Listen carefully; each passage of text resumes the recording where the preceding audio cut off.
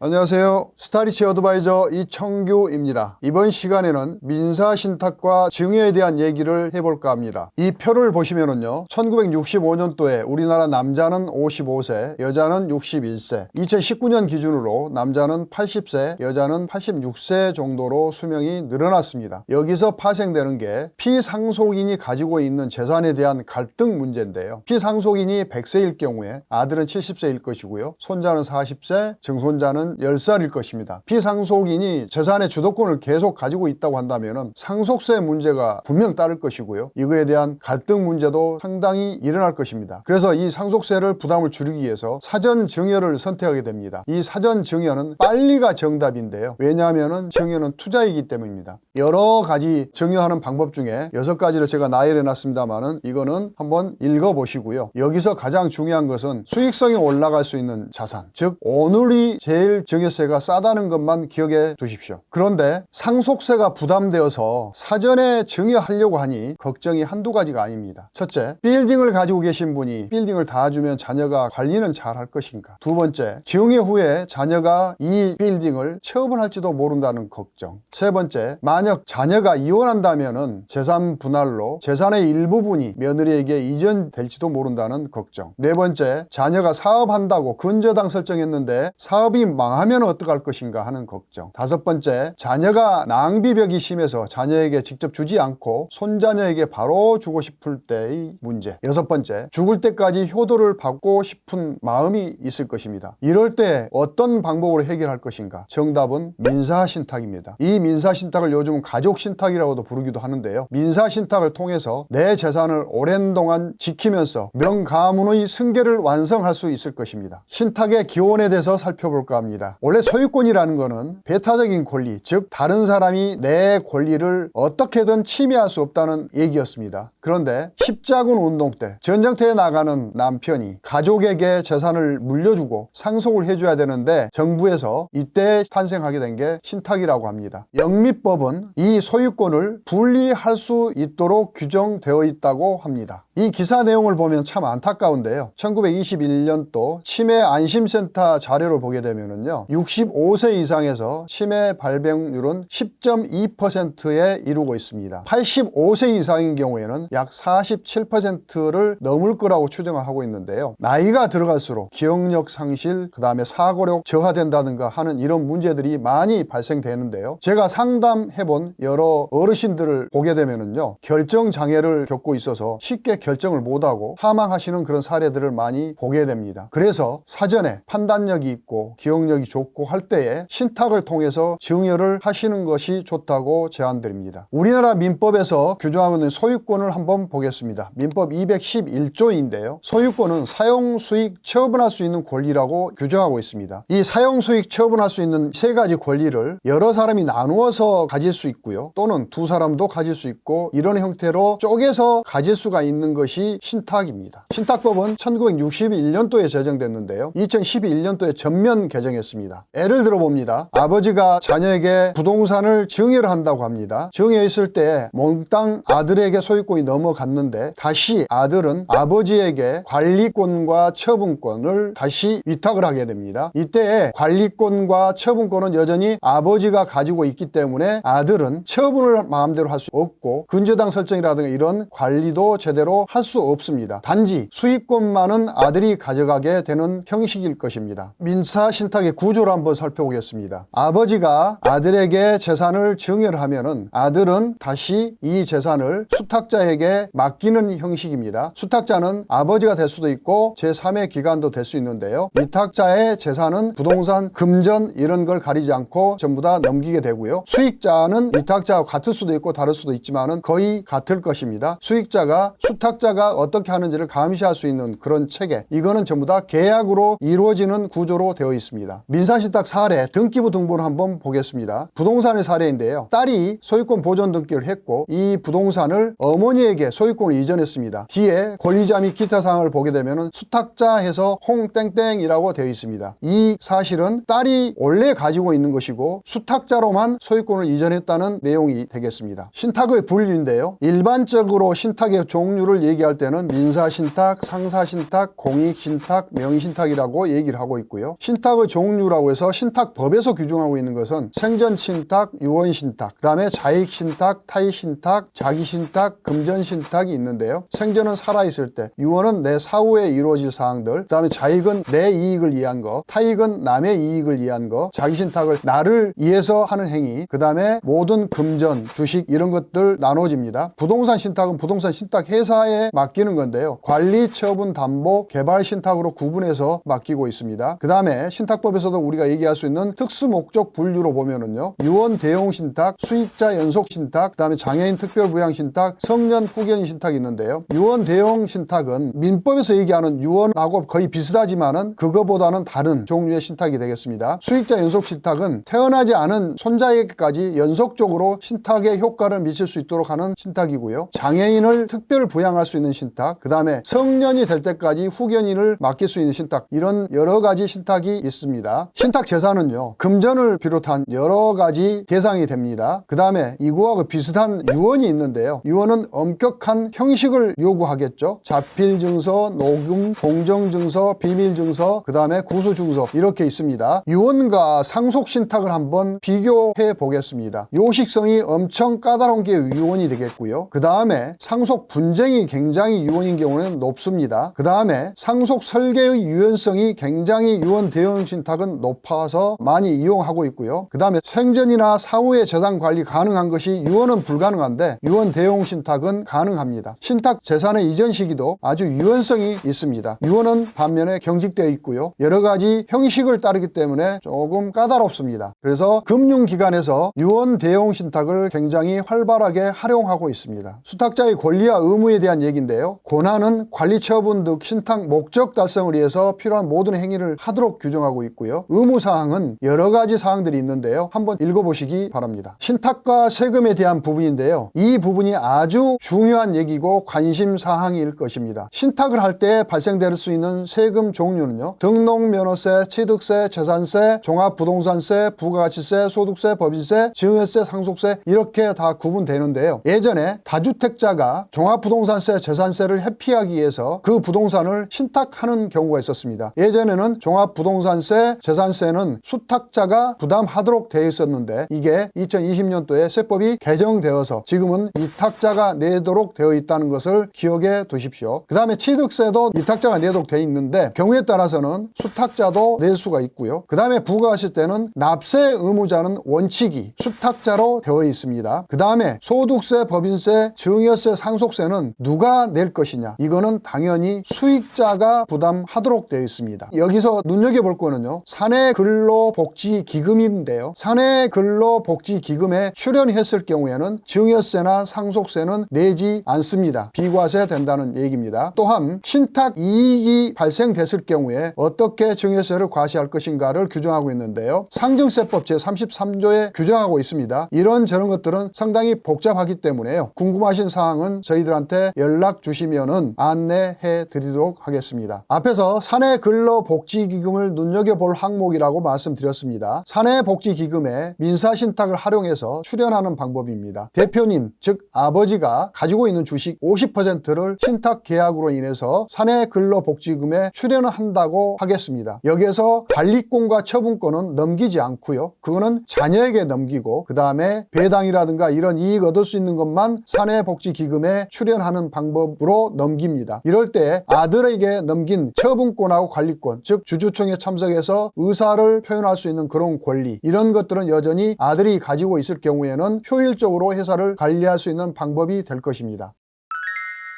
지금까지 민사신탁에 대해서 말씀해 드렸습니다. 민사신탁을 활용해서 증여를 하루라도 빨리 지금 즉시 실행하십시오. 감사합니다.